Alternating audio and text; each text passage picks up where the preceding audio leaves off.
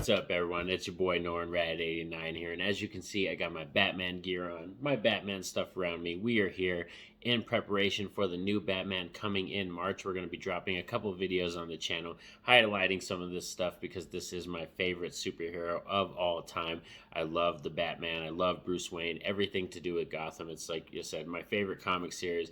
Batman movie series, like superhero, it's all about him. So today we're gonna stop and rank all 6 live action actors that have played him. I didn't include the voice actors in this one because there are so many actual like voice actors that have voiced Batman for feature films, animated films, and stuff like that. So we're just going with the live action actors.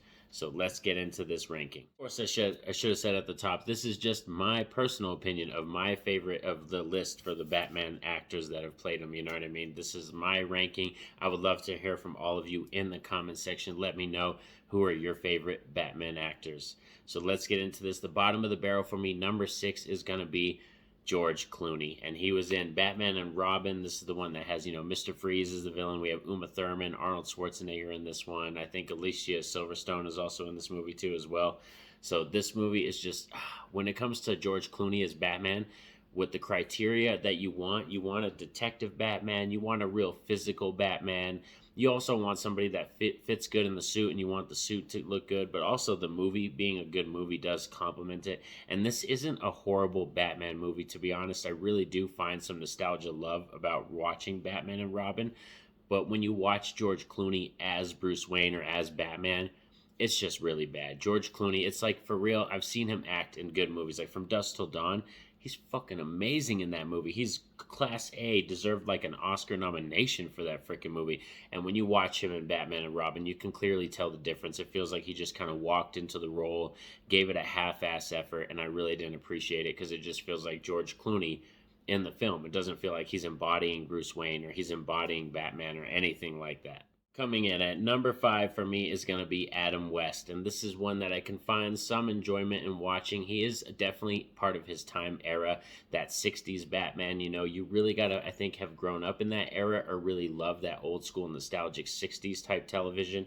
Like I said, I've seen the movies and that television show, and I could find some enjoyment in it, but I don't return to it a lot. But I put Adam West above George Clooney because of his commitment to the role, and like I said, Adam West really did bring to life a lot of stuff, and Batman fans, he brought more Batman fans to television, to the comics, everything like that. So I don't think Batman the character would be where he is today if it wasn't for Adam West. So that's why I did put him above George Clooney, because I think George Clooney is just by far the most awful one. But Adam West sits here comfortable at this number 5 spot. Number 4 for me is going to be Val Kilmer. And this is one it was really hard for me because when Val Kilmer got casted as Batman for Batman Forever, I really didn't have a problem with it. I thought he was a badass actor. He was kind of in like that time frame where he was still doing good movies. And I thought Val Kilmer was going to knock it out of the park. But when you watch this film, it just kind of sucks because when I watch him, he's probably the most forgettable Batman. He's just very boring as Bruce Wayne, very boring as Batman. He's a really good detective. His detective aspect, he's really good. That's why he kind of comes above the other ones, because when he's dealing with the Riddlers, like riddles and stuff like that, Jim Carrey's Riddler and like Two-Face and all that stuff, you can really see like the stuff turning in his head, and he is, like I said, a smart Batman. But I just think Val Kilmer's boring. He's just boring. He doesn't really look that physically intimidating or anything like that. And we've seen him be physically buff for roles before this. So it's like, I don't know. I just didn't feel like Val Kilmer did give that full effort. Or if he did, he was going for a different, more shut off, kind of quiet, to himself Bruce Wayne. And I just didn't really like that take on the character. So that's why he sits here at this number 4 spot.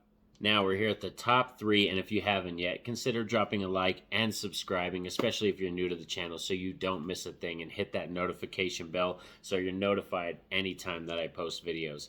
So let's kick this off. My number 3 Batman is going to be Michael Keaton. Oh man, this one was hard for me because I grew up on Michael Keaton. He was kind of my key Batman, besides Kevin Conroy's for the voice actor in the 90s television show. Michael Keaton was my Batman. I love the Batman film. I love Batman Returns even more than that. The chemistry he has with Michelle Pfeiffer on screen, and Michael Keaton, I think, did one of the best jobs at really embodying both Bruce Wayne and Batman. He has a certain mystique about him, and the way he speaks, the way he delivers his lines. I think Michael Keaton does a really good job. He definitely isn't the most physical intimidating, that's for sure. Like, I would probably put Val Kilmer above Michael Keaton in terms of physical intimidation, but Michael Keaton does a better job embodying both characters and bringing them to life on screen. And it does help that the Tim Burton films, I think, are better than the Schumacher films. So that also does assist in lifting him into this higher spot, too. But let's get on to it. Number 2, the runner up to the top dog. And I know people might be a little upset with this one. This might be controversial, but it's Ben Affleck. You have to give it up. And the reason is Ben Affleck, you know why?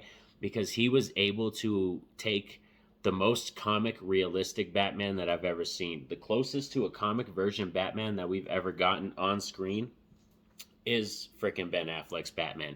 He embodied that really buff, huge, the physicality of the Frank Miller comic Batman. He was a great Bruce Wayne. He was very smart, very intelligent, you know what I mean? And he was trying to get together the team. Like, I think when you watch him in Justice League Snyder Cut and Batman versus Superman, I think Ben Affleck did a kick-ass job, and I'm still really upset that we never ever got to see Ben Affleck's directed Batman film, because he was supposed to direct the Batman solo film starring himself. So I'm kind of upset that we didn't get that film. I think he was a really great Batman. Like I said, he's so good. Like, close to comic, the closest you're ever gonna get, I think, is gonna be Ben Affleck's Batman, and he has some of the best fight scenes that you've ever seen that Batman ever do, like that warehouse scene in Batman versus Superman. That scene itself is worth the freaking price of admission to see that movie, kind of thing. You know what I mean? It's just, oh, it's badass for real. But of course, there has to be a number one, a top dog, and coming in at number 1 for me, the top spot is going to be Christian Bale. The main reason is Christian Bale. I think he's just my favorite version. He just is. That it might be more of like my bias, that I just love him as an actor and I adore him as Bruce Wayne and Batman. I think he does a really good job. Even the voice, I don't really mind the Batman voice, but from his origin story all the way to Dark Knight Rises, like the 3 movies, all 3 of them are so great.